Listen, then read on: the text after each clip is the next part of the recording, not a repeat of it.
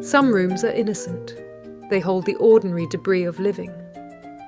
Quarrels over breakfast, bad dreams, the smell of yesterday's tea. Then there are rooms that collect evidence the way a pawnbroker collects pledges, holding what you'd rather forget until someone comes to claim it. This was a rented room in Dallow Street, and the moment I stepped across the threshold, I knew it had something to say about me. It should have been simple work. A boarding house, a missing man, a landlady with a nervous smile and a ledger she kept too neat. But the room had a shape I recognised. The same cheap wallpaper pattern you see in 100 London lodgings. The same narrow iron bedstead, the same angle of window light that never quite reaches the corners. As if London kept blueprints of its failures, filed away like case photographs at the Yard, ready to be rebuilt whenever someone needed reminding of what they'd got wrong. 3 years ago, a man named Arthur Baines disappeared from a room like this. The landlady swore he'd left of his own accord. I believed her long enough for him to die while I was still collecting evidence. I don't make a habit of standing in rooms that remember my mistakes. But London has other ideas about what I'm owed. I set my bag down. I drew breath. I listened to the silence.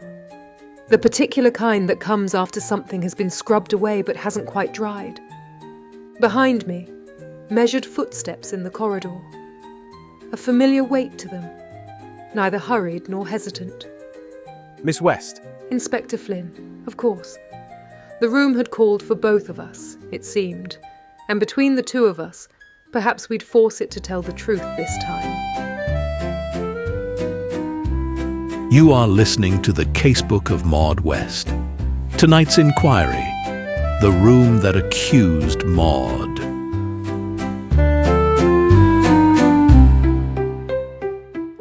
Rooms don't usually wait for you. That one on Dallow Street did.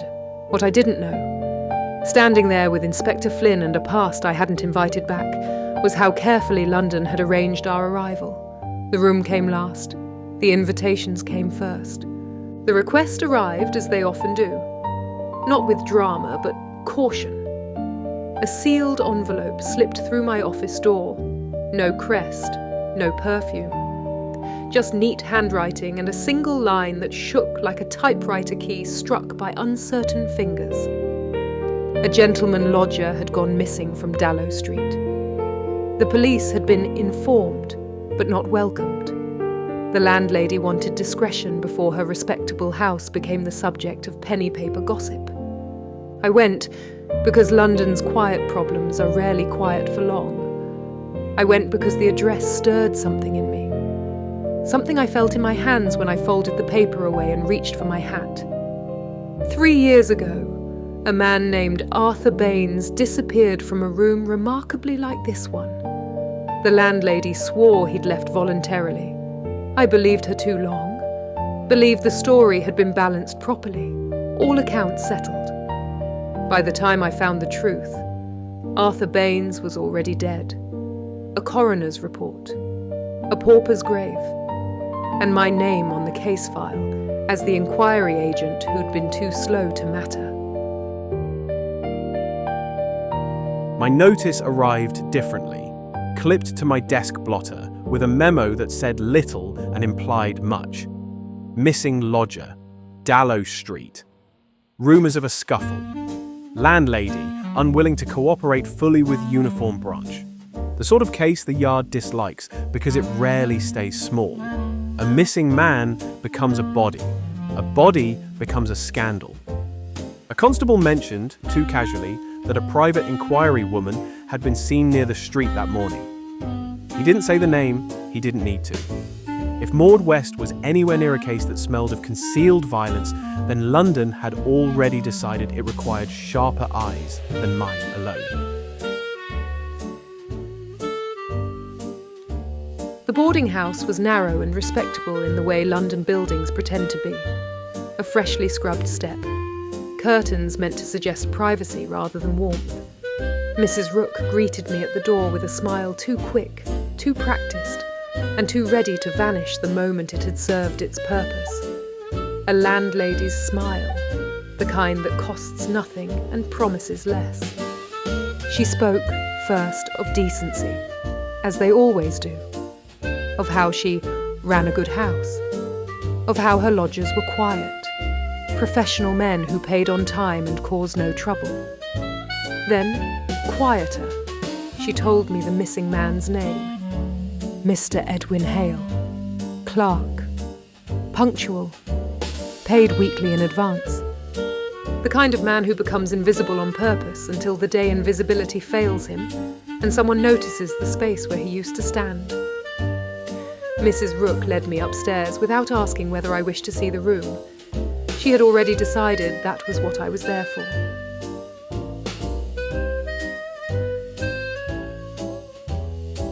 When a lodger vanishes, explanations are often offered quickly. A sudden journey, a private difficulty, a misunderstanding best left undisturbed. But London has learned that quiet explanations frequently conceal louder truths. As inquiries proceed, Miss West and Inspector Flynn find themselves drawn toward the same room, one that has already been carefully arranged to say as little as possible. The bed's been made too carefully. The shoes are aligned. This isn't habit, it's correction. Someone's been in and out of this room recently. Behind me, measured footsteps in the corridor. A familiar weight to them, neither hurried nor hesitant. Miss West? Inspector Flynn. Of course. The room had called for both of us, it seemed. And between the two of us, perhaps we'd force it to tell the truth this time. The lock's been forced. And mended afterward. Not well enough. You've been here before? Not here, but near enough.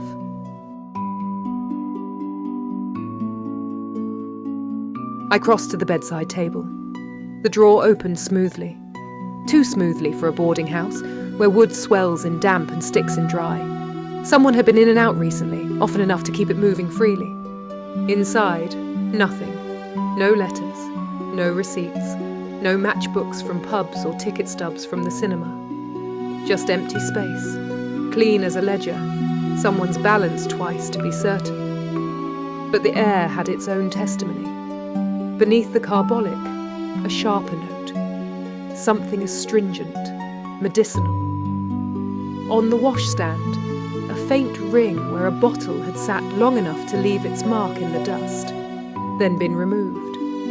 Not a shaving tonic, not cologne, something used for erasing, not grooming. I examined the door while she worked the room. The lock was standard boarding house issue, which is to say, barely a lock at all. But this one had seen force. A wedge mark on the inner frame, filled in and varnished over too quickly. The varnish hadn't quite matched the old wood. Whoever broke in had later paid to have it mended, the way you'd repair a shop window after a burglary if you wanted to pretend nothing had happened. Near the window, the chair sat at a slight angle, not quite square to the wall. Beneath it, the rug showed a faint crease, as though something heavy had dragged across it, then been smoothed back into place, with a hand that was careful but hurried.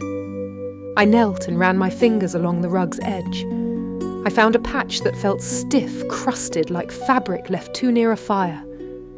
Inspector? Here! I crouched beside her, close enough that my shoulder met the edge of her coat. She didn't shift away. She kept her focus on the evidence the way a safecracker keeps his on the dial, and I angled the light so the stain showed clear. It's been scrubbed, but not well enough. Tea, ink, or blood. The substance mattered less than the intention. Someone had spilled something in panic, then cleaned it with the urgency of a person trying to pass an inspection they knew they'd fail. The room wasn't accusing her. It was accusing whoever thought a mop and a shilling's worth of varnish could masquerade as innocence. This isn't yours to carry. Don't tell me what I'm thinking. No softness in her voice, no gratitude. But she didn't step away from me, and she didn't contradict the truth of what I'd said, which meant she'd heard it. The room had made its accusation. Now we'd see if we were quick enough to answer it, before someone made certain there'd be no one left to ask. Evidence speaks in fragments: a forced lock, a scrubbed stain, a missing bottle from a washstand. The room on Dallow Street offers its testimony piece by piece, and Miss West and Inspector Flynn begin to understand that Edwin Hale's disappearance was not a choice, but a consequence. In the corridor outside, witnesses wait, and in the hidden seams of Hale's possessions, the answer lies to why a clerk becomes inconvenient enough to vanish. On the landing, a young woman pretended to adjust a vase that had been perfectly straight to begin with. Another lodger leaned in a doorway with the careful idleness of a man who'd learned it was safer to watch than intervene. Mrs. Rook hovered at the top of the stairs, too eager, too attentive, like a shopgirl who knows the till's been shorted and is waiting to see who'll be blamed. Did you hear anything? Anything at all? The older lodger spoke first, his voice carrying the practiced vagueness of a man who'd given statements before and learned to remember nothing useful. Footsteps at midnight, perhaps. A door opening. Nothing to concern anyone. His hands twisted a cap they didn't need twisting. The young woman, Miss Lotty Green, waited until Mrs. Rook turned her attention toward the stairs. Then she spoke, fast and quiet, like someone posting a letter they weren't certain should be sent. She said she'd heard a thud. One sharp sound, like furniture tipping. Then a low voice. A man's voice, telling someone to be quiet. Not angry, not threatening, just matter of fact. Miss Green, if you're frightened, tell me why.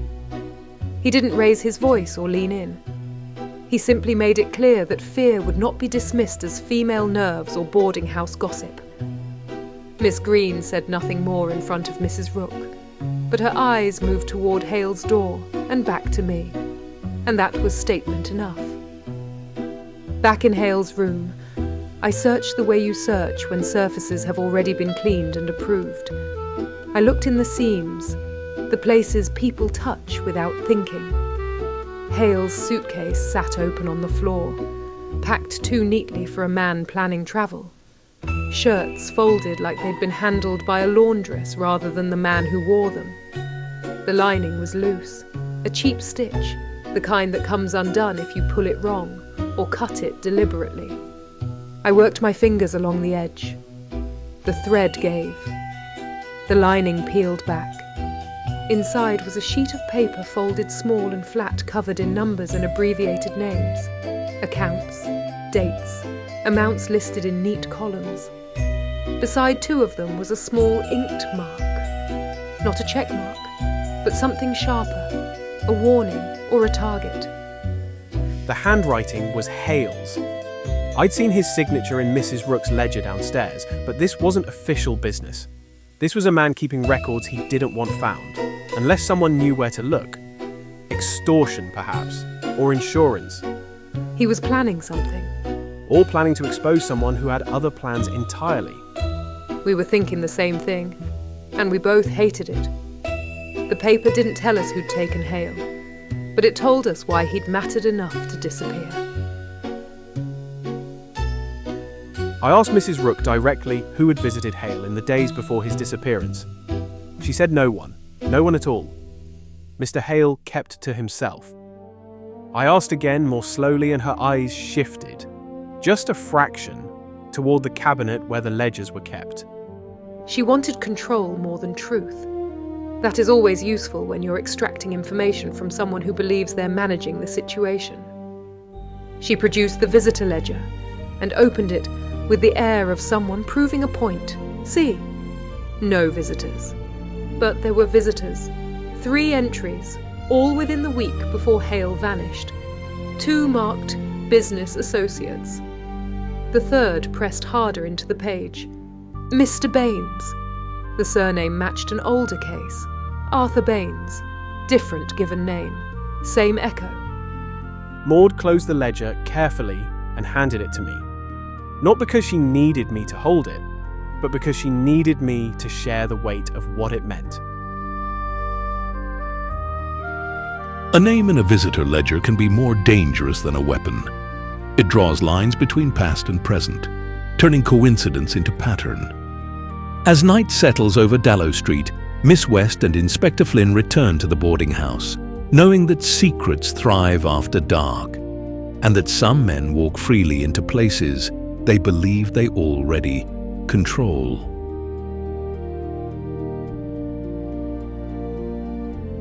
We returned after dark because London changes at night. The boarding house looked narrower under the gas lamps, its windows like eyes that had decided to stop pretending they weren't watching. I stationed a constable on the corner without announcing it. Not to threaten, but to remind Mrs. Rook that discretion only extends so far. We waited in the front parlour. The house listened. Near midnight, the front door opened. A man entered with the confidence of someone who believed he wouldn't be questioned. Well-dressed, well-fed, annoyed. Mr. Baines. I watched his hands, not his face. Faces lie too easily. Any actor can manage a pleasant expression, but hands betray intention. His fingers flexed once, as if remembering the shape of something they'd gripped recently, and his weight shifted toward the stairs that led to Hale's room. He'd been upstairs already tonight, before we arrived. That was why he looked annoyed rather than surprised. He'd expected the house to be empty, or at least compliant. "You've been upstairs tonight?" He denied it too quickly, with the sort of offence that means you've guessed correctly. I stepped closer, not threatening, simply claiming the space he'd assumed he owned. "We'll go upstairs together." "Now!" Baines hesitated, and in that hesitation I heard the truth arrange itself.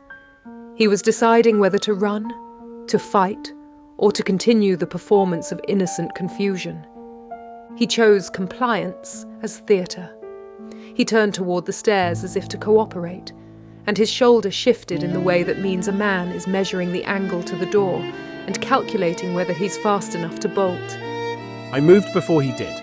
Not bravado, not rage, just decision. I caught his arm firmly enough to stop him, not hard enough to give him grounds to claim assault later. He looked at me with pure offence, as if being restrained was something that only happened to other men. I noticed Flynn's placement then. He was standing between Baines and me without announcing it. Not theatrical protection. Practical. Calculated. We went upstairs. Mrs. Rook had turned down the lamps to save gas, and the corridor lay darker than it had that afternoon. We opened Hale's door. The room accused someone else this time. The bed had been stripped. The mattress lay bare, stained and sad-looking in the lamplight. The suitcase was gone. The coat that had hung on its peg was gone. The shoes that had been aligned by the bed were missing as well. The air smelled sharper and fresher, as if a window had been opened recently and the room scoured with something stronger than soap. A hasty removal, not a disappearance. An erasure. Behind the washstand, half hidden by shadow, we found what the hurried work had missed. A scrap of paper stuck to the skirting board with damp, a torn corner of the accounts sheet. Beside it was a smudge that wasn't ink or dirt, it looked like soot, fresh soot, the kind you get from standing too close to a coal furnace. There's a basement. Yes, there is. A missing man leaves traces in unexpected places, in a ledger, in a stripped bed, in soot that should not be anywhere near a lodger's room. Beneath respectable boarding houses lie spaces no landlady advertises, where voices do not travel, and questions are not asked. When Miss West and Inspector Flynn descend beneath Dallow Street, they do so knowing that whatever waits below will answer not only where Edwin Hale has gone, but why men like him are made to disappear. The cellar steps were narrow, damp and treacherous in poor light. The air grew colder with each step, not the clean cold of winter, but the damp cold of spaces that never see sun. I went first, lamp held steady, Not because Maud needed me to lead, but because unknown spaces require someone to enter first and confirm they are survivable. She didn't protest. That wasn't surrender. That was trust. The cellar was divided into sections: coal storage, old furniture, boxes of items too worthless to sell and too useful to discard. In the farthest corner, behind crates that had been moved recently, we found Edwin Hale, alive, bruised around the face and wrists, bound with rope that had cut into his skin from struggling, exhausted in the way a person becomes after hours spent trying not to lose hope. We untied him carefully. His hands shook when the ropes came off, not from cold, but from shock. Behind us, Baines tried one last performance. He claimed ignorance, said someone must have taken Hale without his knowledge. I arrested him without theatre and without satisfaction. I was thinking only of getting Hale into air and light. We left the boarding house as the sky began to pale, that grim London hour when the city looks honest because it is too tired to pretend. Flynn walked beside me. Our steps matched. I watched her face in the street lamps, composed as always, but with a crack small enough to miss if you weren't trained to see it. That room shook you. It reminded me. You didn't believe them tonight. No, not in the least. Thank you, Inspector. You didn't let me stand in it alone. By morning, the yard will process arrests and file reports. By evening, London will pretend nothing happened at all. But some cases leave marks deeper than paperwork can capture. They remain in rooms that remember, in failures that echo forward, and in the quiet understanding between those who learn to stand in accused spaces together. Back at my desk, the ink on Edwin Hale's story dried faster than it deserved to. A missing man recovered. A culprit charged. A boarding house returned to routine. But the detail that stayed with me was the room itself. The way it echoed a past case like a deliberate insult. This time, the room was wrong. Edwin Hale walked out alive. Perhaps that is what happens when you refuse to stand in an accused room alone. Inspector Flynn has stopped being a complication. Somewhere between a cellar staircase and a London street at dawn, he became something else. A steady presence I had not asked for, but had begun to account for. That is not sentiment, it is recognition.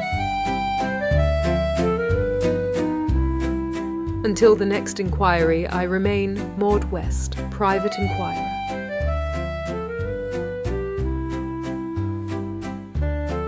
You have been listening to the Casebook of Maud West. Tonight's inquiry, The Room That Accused Maud, has concluded. Join us again when another door opens, another shadow shifts, and London offers up a room that has not yet learned to keep its secrets.